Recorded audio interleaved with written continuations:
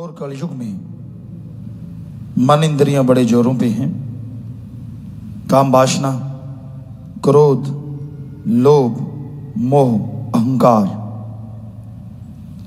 मन और माया, इन्होंने ऐसा चक्कर चला रखा है। इन्होंने सभी को ऐसा चक्कर गिन्नी बना रखा है। होश होते हुए भी लोग मदहोश हैं, इनके जाल में, इनके नशे में। और उसकी एक ही वजह है,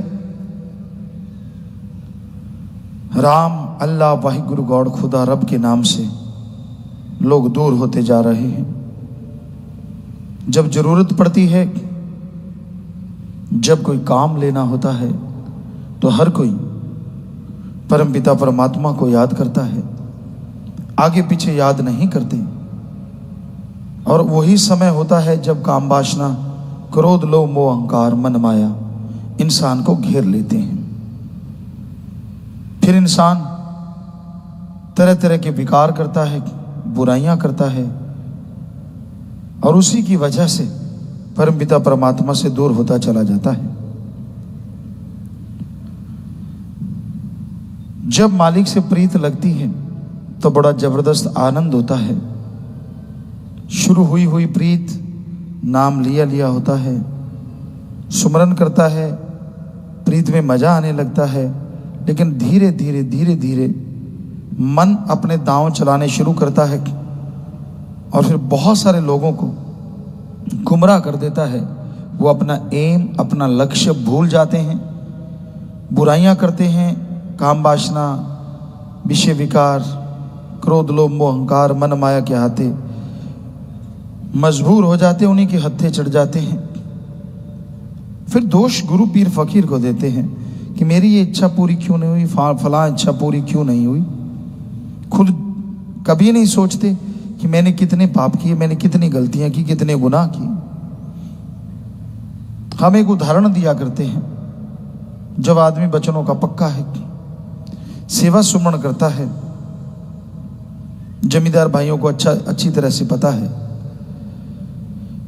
कि पानी आपके ट्यूबवेल से या नहर से भर के जाता है नाले में, खाड़े में, तो वो 1 किलोमीटर, आधा किलोमीटर तक लेके जाते हैं आप।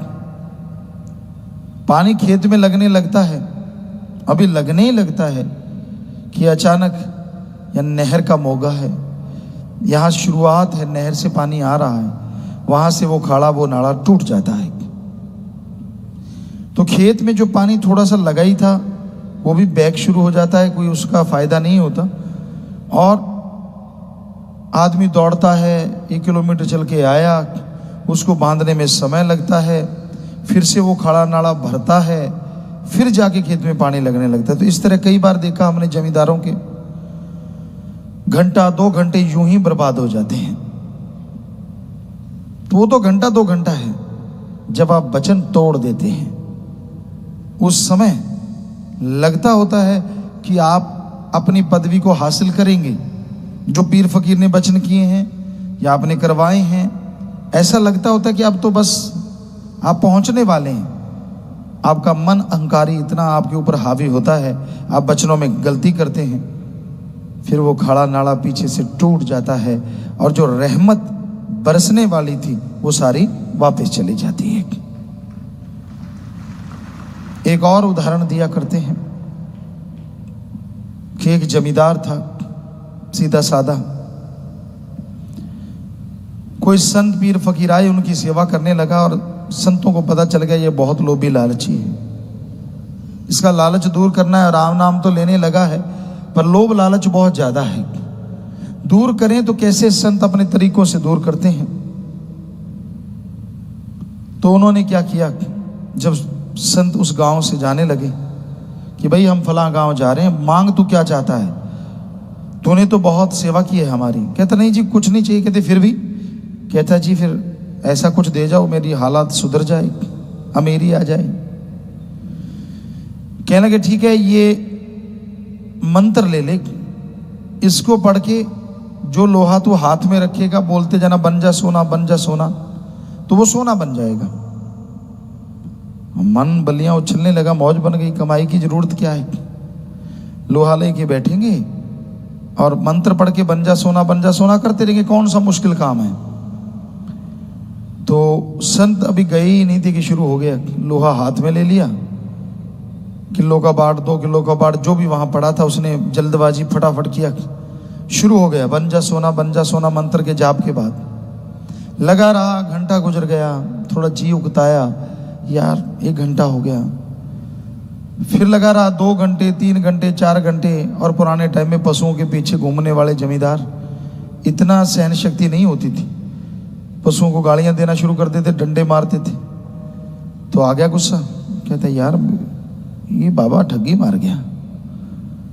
फिर घंटा जैसे तैसे गुजारा, लेकिन पारा आसमान पे छू गया। गुस्से में पूरा लाल पीला, जब ऐसे घंटे कुछ गुजरे तो बस लास्ट में बोला, कहता सोना नहीं तो पित्तल ही बन जा। और आंखें देखी खोल के तो वो पित्तल बन गया।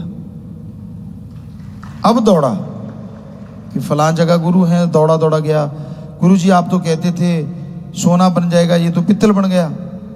संत मुस्कुराए, सब पता था उसकी खसलत का। कहने लगे तूने क्या किया था? कहता जी मैं 3, 4, 5 घंटे लगातार लगा रहा, बन जा सोना। मुझे गुस्सा आ गया और मैंने कह दिया सोना नहीं तो पित्तल ही बन जा। संत हंस के कहने लगे बस वो पित्तल की जगह उस टाइम अगर सोना कह जाता तो ये सोना ही बन जाता।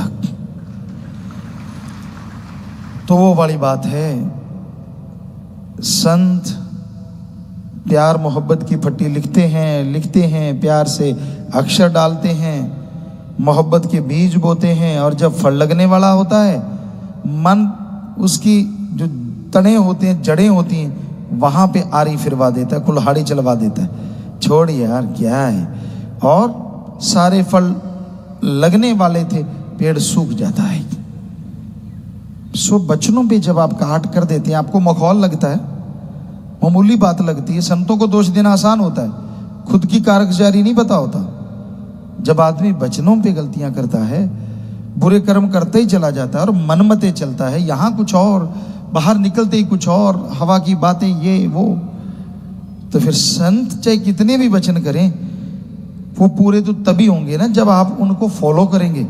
संत कहते इस रास्ते पे चलना, हीरे मिलेंगे। कहता नहीं मैं तो उधर जाऊंगा, तो उधर तो फिर टॉयलेट ही मिलेगी भाई।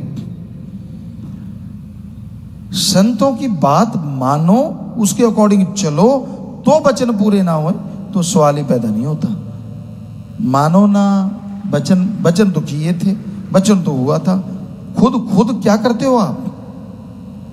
तो भाई बिना वजह मन के पीछे लग के अपना सब कुछ गवा बैठते हो।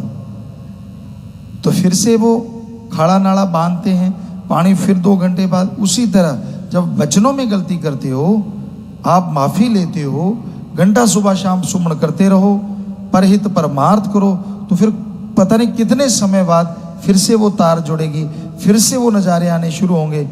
पर फिर ये ना हो कि आप दूसरी बार गलती कर दें, क्योंकि मन का क्या, जब एक गलती कर लेते हैं ना मन, फिर ललचाता रहता है, आदमी का जी ललचाता है, कौन मुझे कोई देख रहा है, मैं तो अकेला हूँ, यहाँ तो कोई है ही नहीं। फिर गलती करता और बस खाड़ा जब बार बार टूटता है ना, वो कमजोर हो जाता है। फिर बांधने में जल्दी से टाइम नहीं काबू आता, घग्गर नदी के बांध की तरह, फिर तो बिखर जाता है, सारी बारी बर्बाद हो जाती है। फिर तो 2 घंटे सुबह शाम सुमन करो, तौबा करो साथ संगत के सामने, क्योंकि साथ संगत भगवान का रूप होती है, मालिक होते विराजमान। फिर माफ़ी मिलती है, फिर पता नहीं कितना समय गुजरने के बाद नुकसान होना तो बंद हो जाता है माफ़ी के साथ ही, लेकिन नई खुशियाँ आने में फिर देर लगती है। हाँ 2 घंटे सुबह शाम 2 महीने सुमन कर लो तो हो सकता है खुशियाँ फिर से जल्दी आ जाएं, लेकिन इसका मतलब ये नहीं है कि आप फिर गलती कर लें, क्योंकि जितनी गलतियाँ करते जाओगे उतनी ही मालिक से दूरी बढ़ती जाएगी, उतनी ही खुशियों में कमियां आती जाएंगी। जो मर्जी कर लो, आपको वो आत्मिक शांति, परमानंद हासिल नहीं होता। इसलिए गलतियां ना दोहराया करो। हमारा तो बताना फर्ज है, मानना ना मानना आपकी मर्जी है।